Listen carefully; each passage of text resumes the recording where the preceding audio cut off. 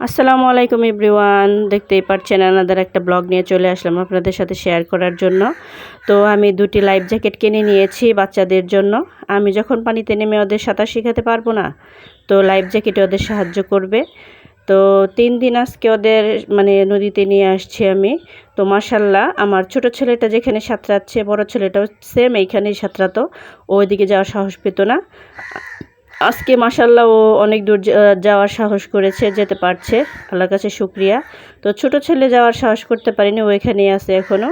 তো এই যে নদীটা দেখছেন, এটা হচ্ছে আমাদের মির্জাপুরের অনেক নাম করা একটা নদী, বংশাই নদী। এই নদীর মাছ খেতে অত্যন্ত সুস্বাদু। তো এই নদীটার সাথে আমার ছোটোবেলার অনেক স্মৃতি জড়ানো। আমি এই নদীতে প্রচুর গোসল করেছি, প্রচুর। এবং কি যখন বর্ষার সিজন হতো, নদীটা অনেক বড় হয়ে যেত। আমি পাশ থেকে ওপাশ সাতটি আমি চলে যেতাম। ওই যে একটা ব্রিজ দেখতে পাচ্ছেন, ওই ব্রিজের ওই মাথা পর্যন্ত পানি যেত, আর আমাদের এই পাশ থেকে আমার পেছনে অনেক জায়গা।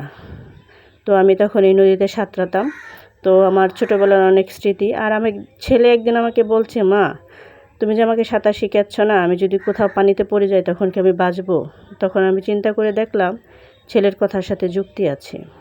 আসলে ওর ছেলেটাকে আমার সাঁতার শেখানো দরকার।